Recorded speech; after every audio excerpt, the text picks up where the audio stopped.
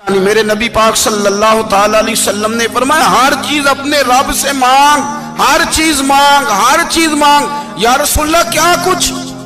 میرے محبوب نے فرمایا تیرے گھر میں نمک بھی ختم ہو جائے تو وہ بھی اپنے رب سے مانگا کر، تو مانگنا وہ تجھے دے گا، تو اس کی بارگاہ میں کشکول طلب دراز تو کرنا۔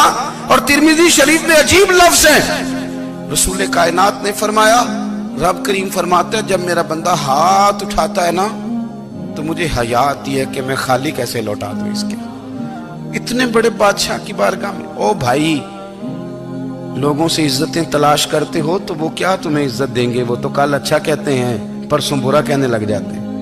لوگوں کے سامنے گڈ بک میں آنا چاہو گے تو وہ تو سویرے تمہارے بارے میں کچھ کہیں گے، شام کچھ اور کہیں گے۔ اپنی روحانی زندگی آباد کریں، اپنے مسلح کو وقت دیں، اور دنیا سے چھپ کر اس موبائل کو بند کر کے اور اپنے آپ سے بھی چھپ کے اور تنہا ہو کے چھپا کے سارا کچھ اپنے آنسو اپنے رب کی بارگاہ میں پیش کریں، اس کے حضور حاضری دیں۔ سنو نا ترمذی کی حدیث، اور اسے یاد رکھنا، نبی پاک علیہ السلام نے فرمایا اپنے دکھ لوگوں کے سامنے نہ بیان کرنا، سیٹھوں نوابوں کو نہ بتاتے پھرنا، دنیا داروں کے سامنے جا کے نہ رونا کہ میں تکلیف میں ہوں۔ فرمایا اگر دنیا داروں کو دکھ بتاؤ گے رب تمہیں کبھی غنی نہیں کرے گا۔ اور لوگ ہیں کہ الٹا مذاق اڑائیں گے، آپ کی جس سے بڑی پکی یاری ہے نا، پکی، وہ تب تک پکی ہے جب تک آپ نے 50,000 مانگا نہیں، اور جس وقت آپ نے کہہ دیا کہ میں مجبور ہوں میری مدد کر تو پھر ختم ہو گئی دوستی۔ لوگوں کی تعلقات آپ کے ساتھ تب تک ہیں جب تک آپ ان سے کوئی ضرورت وابستہ نہیں کرتے۔ کریم محبوب فرمانے لگے بندوں کے سامنے دکھ نہ بیان کرنا، اللہ تجھے کبھی غنی نہیں کرے گا، تو اپنے دکھ اپنے رب کو بتا، تو دعائیں مانگ، تو اس کی بارگاہ میں حاضر ہو، تو اس کے حضور عرض کر۔ فرمایا اپنے دکھ اپنے رب کو بتا، وہ جلدی کرے یا دیر سے کرے تجھے ساری دنیا سے بے نیاز کر دے گا، تجھے کسی کا محتاج نہیں رہنے دے گا۔ حضرت ابو الحسن رحمت اللہ تعالی علیہ حضرت معاذ ابن جبل رضی اللہ تعالیٰ عنہ کے پاس بیٹھا کرتے تھے۔ فرماتے ہیں ان سے جو پیار بڑھا تو پھر میرا مسلح سے بھی بڑھ گیا۔ تابعی ہیں، فرماتے ہیں صحابی رسول سے محبت ہوئی تو ذکر سے بھی ہو گئی، پھر درود شریف سے بھی ہو گئی، محبت ان سے بڑھی تو پھر اللہ نے مسجد کا پیار بھی بڑھا دیا۔ آپ فرماتے ہیں کہ میری ہر وقت طبیعت چاہتی تھی کہ بس اللہ اللہ کروں، بس اللہ اللہ کروں، بس نہ میں ذرا تھوڑی جان چھڑاؤں لوگوں سے، کو 10 منٹ ملے تو میں کچھ 4 نفل پڑھ لوں، میں تھوڑا سا نہ بچوں لوگوں سے، اور مجھے تسبیح ملے تو میں نہ کچھ 400-500 دفعہ استغفار پڑھوں، سبحان اللہ، الحمدللہ، اللہ اکبر، لا حول ولا قوت الا باللہ، میں نہ تسبیحات پڑھوں۔ فرماتے ہیں کہ بچے تھے گھر میں 6-7، غربت تھی، کام ملتا کوئی نہیں تھا، اور میں کام چور نہیں تھا، کام ڈھونڈتا تھا، پر اللہ کی قدرت کے کام نہیں ملتا تھا۔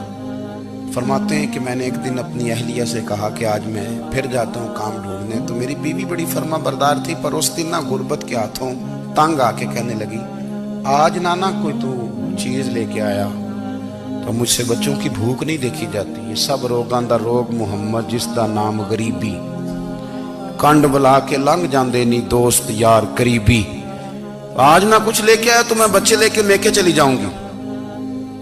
شیخ فرماتے ہیں کہ میں بڑا پریشان گھر سے نکلا، پر میں نے صبح سے لے کے زور تک کام ڈھونڈا، کام ملا کوئی نہیں، تو میرے دل میں خیال آیا چلو کام نہیں ملتا تو اللہ اللہ تو کرے نا، چلو بندوں کی مزدوری نہیں ملتی تو رب کریم کی عبادت ہی کرتے ہیں۔ فرماتے ہیں کہ میں نے نا فرات کے پانی سے وضو کیا، نہر کے، شدید دھوپ تھی، ساتھ ریت تھی اور ریت تپ رہی تھی، میں نے اپنا رومال وہیں مصلی کے طور پر بچھا لیا، اور فرماتے ہیں کہ زور سے لے کر عصر تک نماز پڑھی، دھوپ بھی پورے زور پہ، پر میرے سجدے کا ذوق بھی پورے زور پہ۔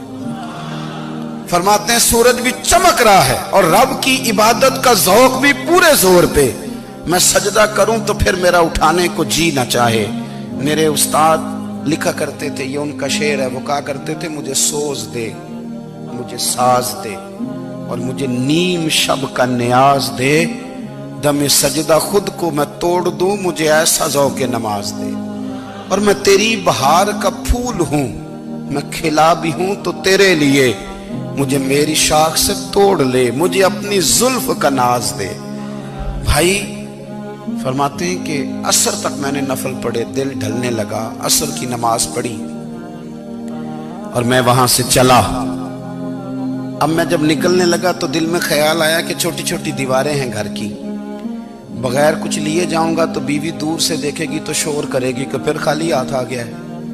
کہتے میں نے اپنے اسی رومال میں جس پہ میں نے نماز پڑھی تھی نا، رومال میں کی عقید پنجابی جسافہ کہتے ہیں، اسی میں نا میں نے کچھ ریت بھر لی کہ وہ دور سے دیکھے گی تو سمجھے گی کچھ لے کے آیا ہے، چلو جا کے اسے بتا دوں گا کہ آج پھر مزدوری نہیں ملی۔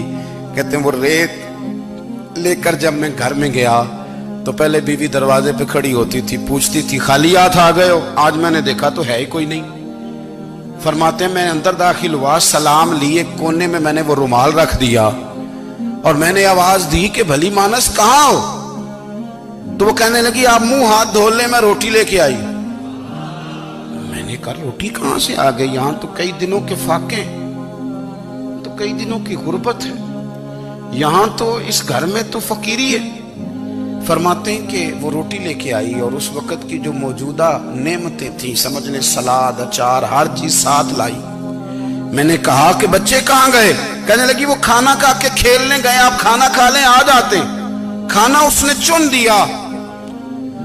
میں نے حیرت انگیز لہجے میں ساری نعمتیں اپنے دسترخوان پہ دیکھ کر کے بیوی سے پوچھا یہ کہاں سے آیا کھانا؟ بچوں کو تو نے کہاں سے کھانا کھلایا؟ یہ سارا کچھ کیسا ہے؟